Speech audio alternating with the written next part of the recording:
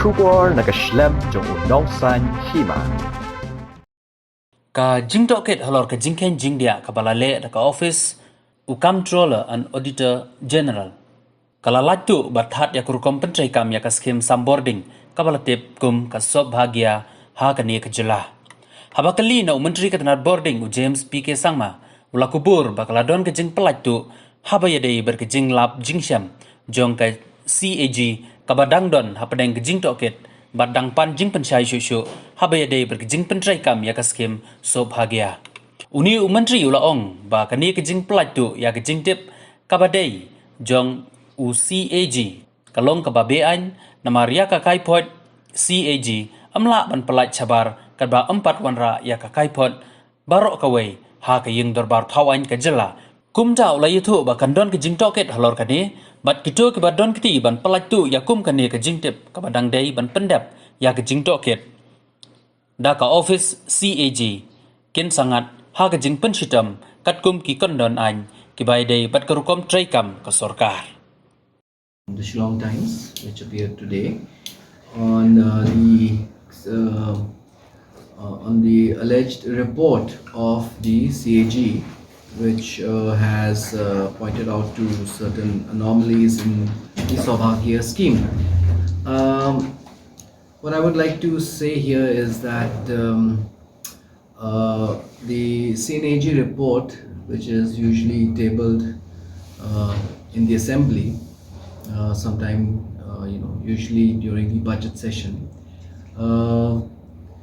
This report, I have gone through it, and there is no mention of any findings on the Saubhagya scheme.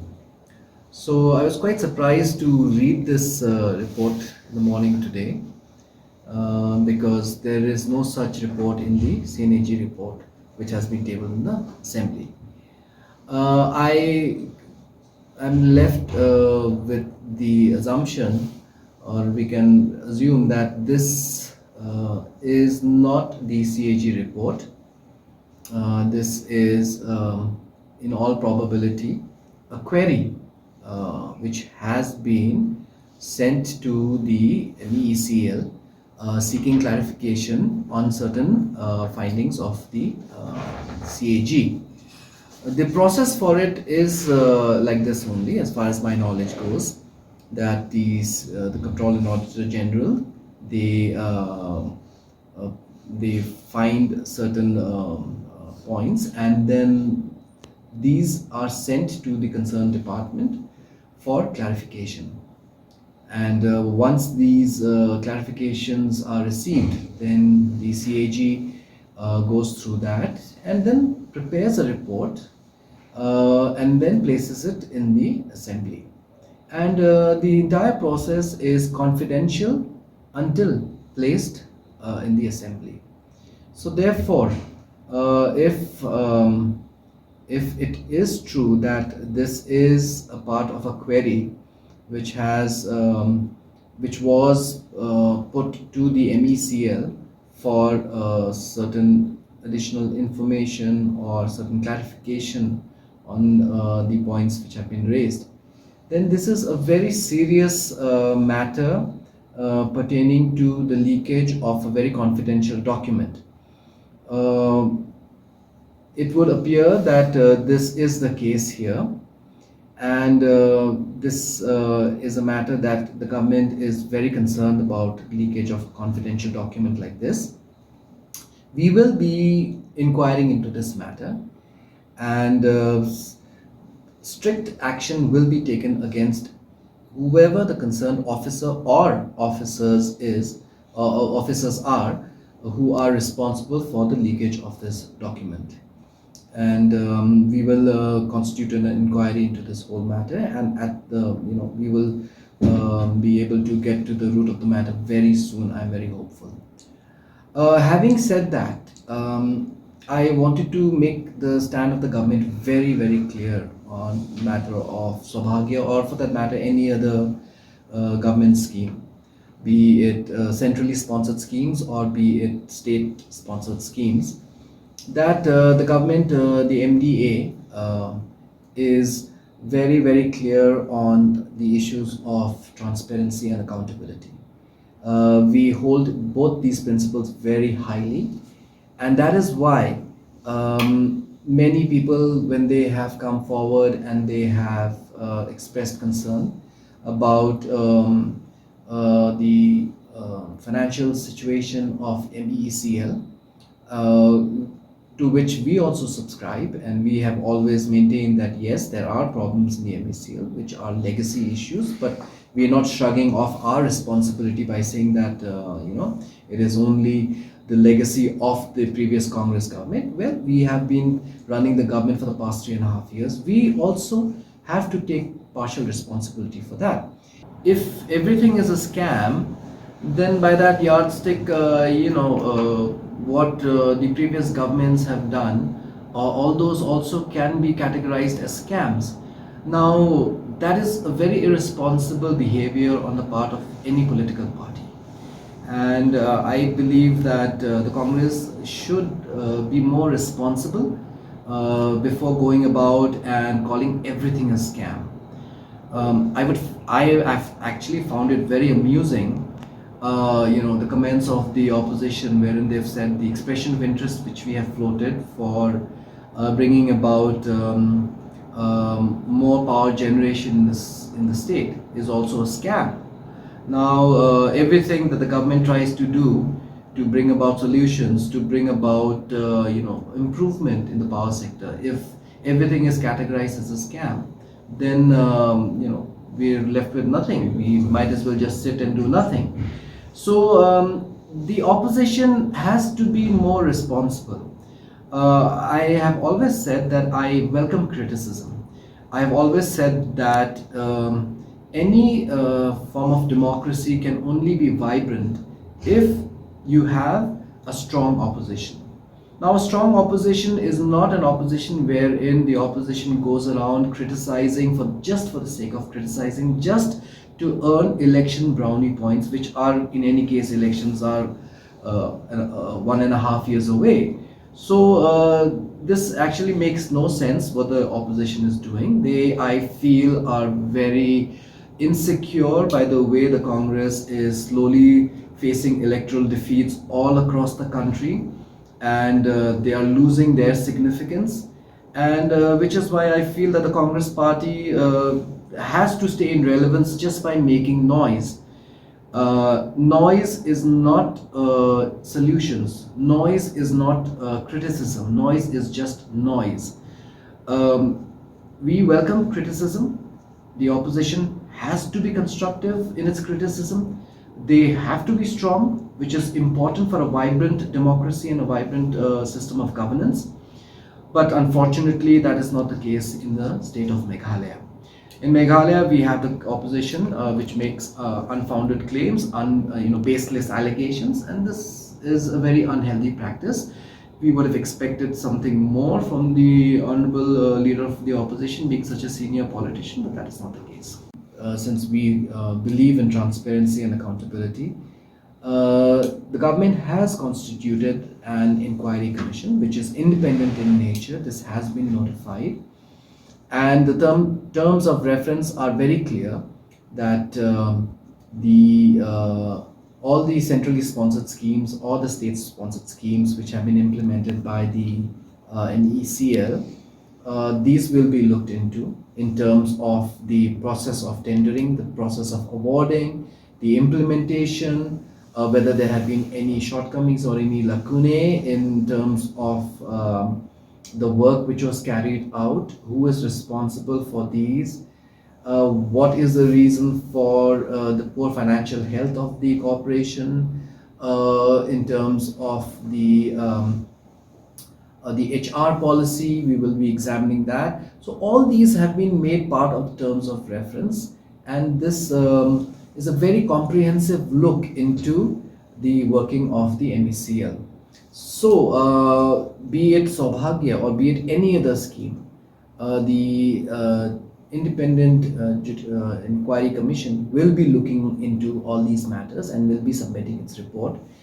And I'm very sure that once we have the findings of the report, a lot of light will be shed on what has gone wrong with the MECL.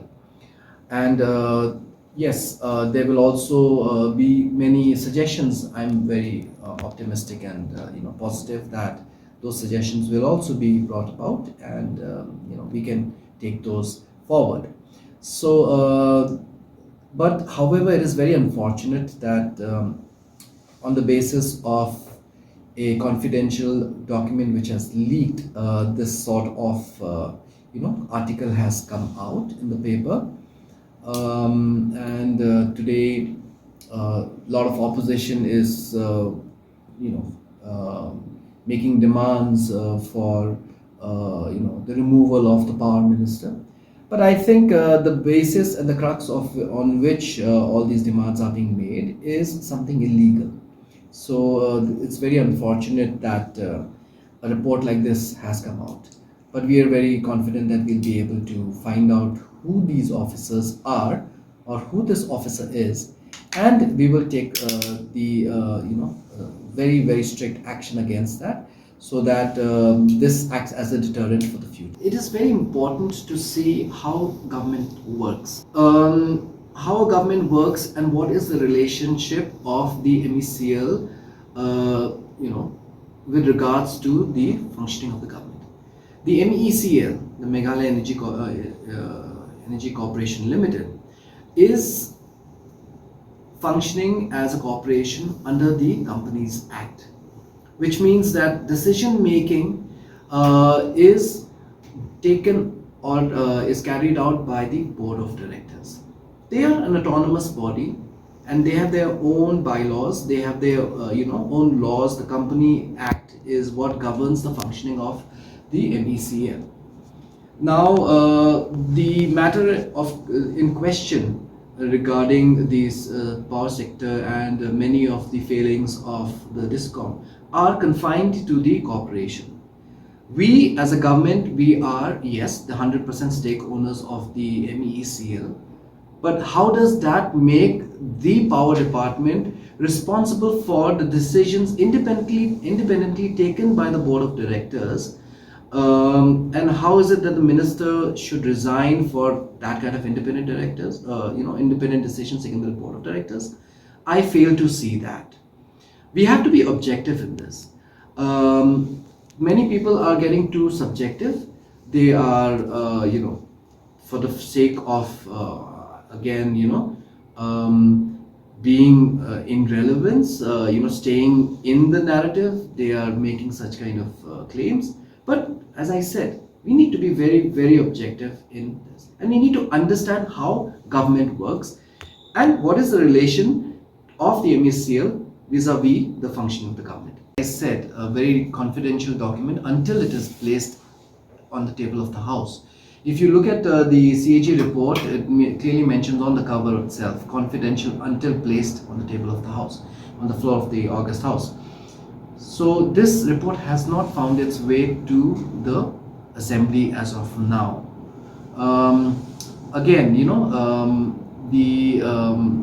This is a process wherein the CAG office is carrying out due diligence to find out and ascertain facts, and there will always be some things which will be discovered in the course of going through documents, but then for that, clarification is always sought. This is a normal course of the CAG, wherein they will seek clarification.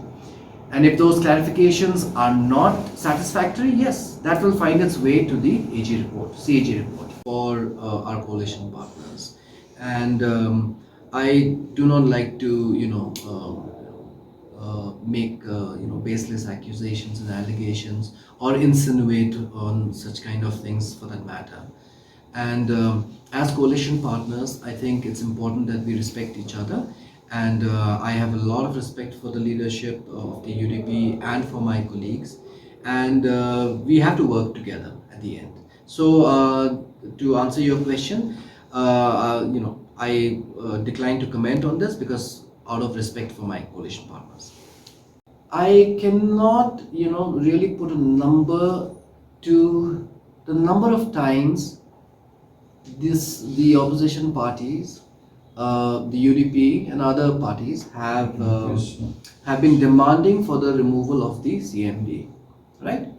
And then when you go ahead and you change the CMD, everyone starts saying that, oh, it's been done very suddenly. I think that it's not, it's not justified. Now you do something and then you say, no, no, no, it's been done suddenly. If you don't do something, you say, no, no, no, you change the CMD. I think it's not very justified here. The decision has been taken to change the CMD because of the fact that an inquiry commission has been constituted to make sure that the inquiry commission is independent in every sense. The decision was taken that CMD being a head of the energy corporation cannot be there while the inquiry commission is conducting the inquiry. So therefore the CMD has been changed and we've brought in a replacement. But then to see a conspiracy in everything, I think this is bordering paranoia, basically, that everything is coming down to just that there's a conspiracy theory to everything. I don't go into nitty-gritties in terms of all these details, but I can tell you one thing, that the closure report is duly vetted by the REC, which is a third party agency to make sure that due monitoring and due verification has been done. These are vetted by the REC. There are other agencies which look into whether it's being done or not, and then these papers, they move up for closure. So when due diligence has been carried out, we have to say yes, and it's not just by the MECL but by a third party also, and these are very clearly laid out guidelines by the Government of India. And if the procedure has been followed as per the guidelines with a third party monitoring, then I think that accordingly the due diligence has been done.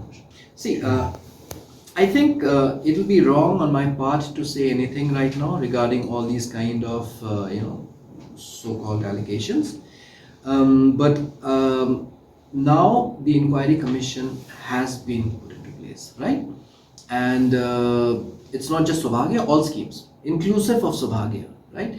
That Saubhagya will also be examined by the independent inquiry commission, and they will be going into all the nitty-gritties. And this is going to be a very, very comprehensive fact-finding exercise, which I'm told that's going to take place, because I think the government, in the pursuit of making very, very clearly known that accountability and transparency is very high principles that this government believes in, it will be very comprehensive exercise. So you can rest assured that all these details will be looked into, especially now that this has come out in the papers. I'm very sure the people who are heading this inquiry commission will be taking note of this recent newspaper report, and they will be going into that. And so I don't want to make any comments on that, because we have to respect that inquiry commission and allow them to do their work and come out with whatever fact finding that they come out. They finally come out with. But breach of discipline is one of them, and these are very serious offences, serious offences which will also have very, very serious punishment for such kind of breach of